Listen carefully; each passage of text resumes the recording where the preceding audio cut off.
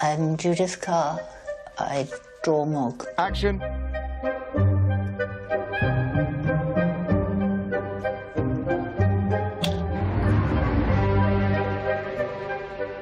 I never really thought I'd see Mog in 3D.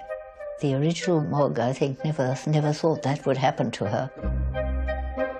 I'd always wanted a cat, and I was absolutely staggered by what they were like. There were so many things that surprised me that I thought I'd do a picture book just about the things this cat did, who was called Mog. She's always a little bit wild.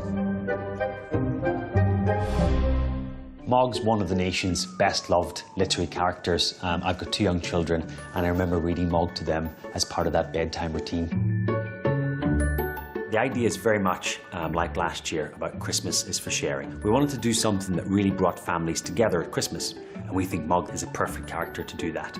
The process of bringing Mog from the page onto the screen was a fascinating one. What you got to remember is when we shot this film in the set, there's nothing there. You're filming something, you're imagining a cat jumping from one side of the table to the other, and then process by process through these building blocks, suddenly this thing, Mog, is from nothing, is created and put into the scene. So it's an extraordinary kind of magic in a way. The development of Mog then started again once we'd shot, and then it becomes weeks, months of gently getting the animation to the correct place, physically, emotionally, and emotionally being, to some extent, the trickiest part. Finding the right level that James wants out of this character's face. It's all about the tiny little nuances of her performances, seeing how she feels about any one particular moment. Doesn't need her to do that much. I think you would see much less if she was doing crazy things and she had massive expressions on her face. Then the comedy is not coming from the character, it's coming from funny effects. And that's not who Mog is. It hasn't become a commercial, it's become like a mini feature film. We have Rachel Portman, who's composed the music, who has an Oscar and I think 3 or 4 nominations. We were lucky enough to work with Framestore, who have an Oscar. The kind of nuances and touches that the team at Framestore have brought to Mog have been just extraordinary.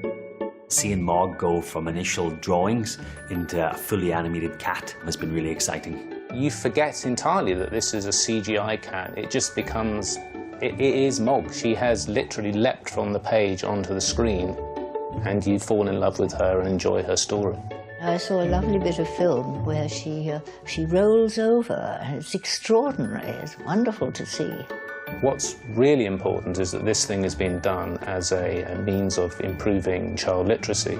Every single penny of profit from the books will be donated to Save the Children towards the work they're doing to improve child literacy in the UK. I mean, reading is such a huge thing for children, and so anything that can help that, I think, is terrific. And I thought this was a terribly good idea of Sainsbury's.